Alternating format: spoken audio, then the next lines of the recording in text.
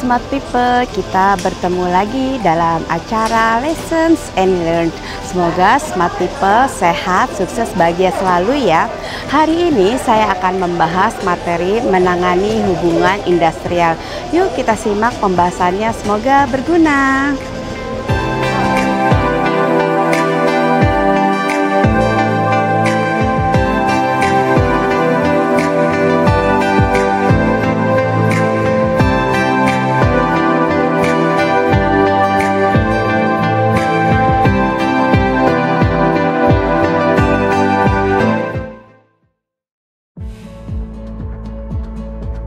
Hola Smart People, kita berjumpa kembali dalam acara Lessons and Learn.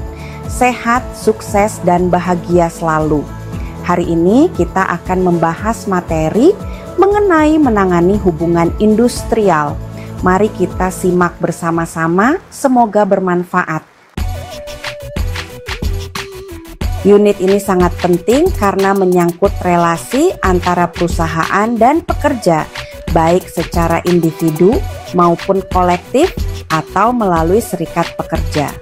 Tujuannya adalah membangun hubungan kerja yang harmonis, adil, dan sesuai dengan peraturan perundang-undangan yang berlaku. Menangani hubungan industrial berarti HR harus memahami hukum ketenagakerjaan, mampu menjembatani kepentingan perusahaan dan pekerja, serta menciptakan suasana kerja yang kondusif. Pertama, mari kita bahas ruang lingkup kerjanya. Yang pertama, menjalin komunikasi bipartit.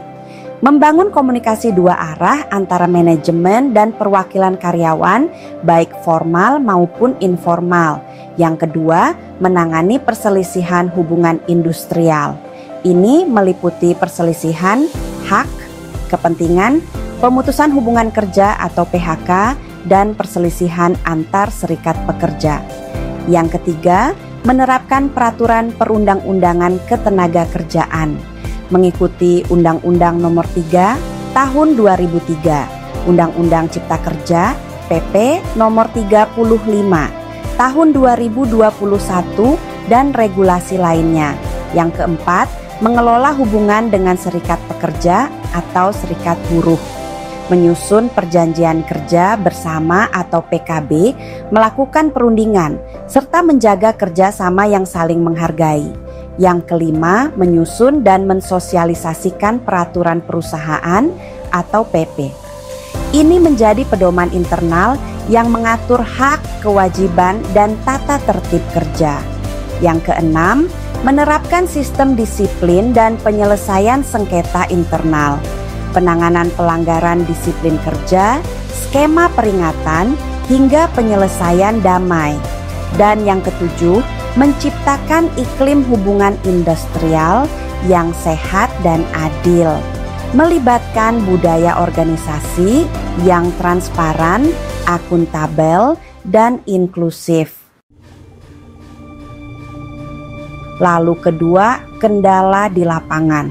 Dalam praktiknya, banyak tantangan dalam hubungan industrial, antara lain yang pertama, kurangnya pemahaman regulasi oleh HR atau pimpinan. Banyak konflik terjadi karena ketidaktahuan terhadap aturan hukum tenaga kerja. Yang kedua, komunikasi buruk antara manajemen dan karyawan. Masalah kecil bisa membesar karena tidak ditangani secara terbuka dan cepat. Yang ketiga, hubungan yang tegang dengan serikat pekerja. Adanya ketidakpercayaan, konflik kepentingan, atau pendekatan manajemen yang konfrontatif. Yang keempat, tidak ada peraturan perusahaan atau PKB yang aktif sehingga membuat kebijakan kerja tidak jelas atau berpotensi melanggar hak pekerja. Yang kelima, penyelesaian perselisihan yang lambat atau tidak adil yang bisa menyebabkan mogok kerja, tuntutan hukum, atau penurunan moral kerja. Selanjutnya ketiga, rekomendasi untuk HRD.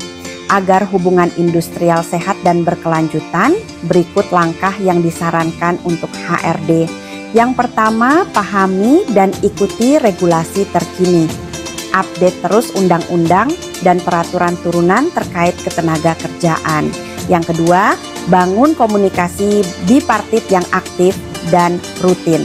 Buat forum komunikasi reguler dengan perwakilan karyawan untuk menyampaikan aspirasi dan saran.